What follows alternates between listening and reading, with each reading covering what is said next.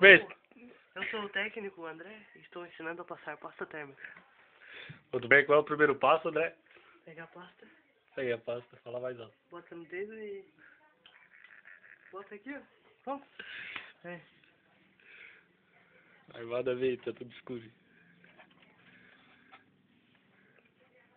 Passa num bagulho ali, tá passando lá. Daí tu faz carinho nela, né? Claro, pô. Tem que ser com muito cuidado. Sim.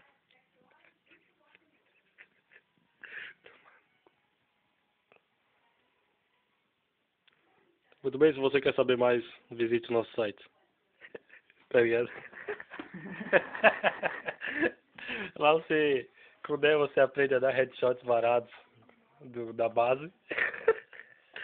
É? No CS você aprende a dar headshots varados. Ó, o que foi isso? Tá com AIDS? Uma disca. Disco. Será que tá bom, mano?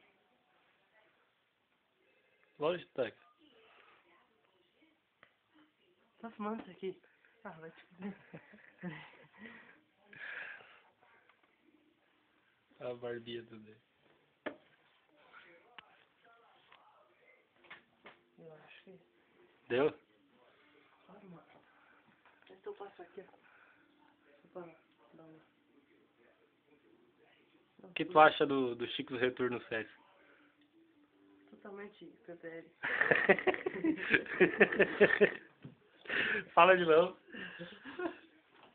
Agora deixa eu limpar a mão dele. Totalmente PPL, ele falou. Vamos botar no YouTube.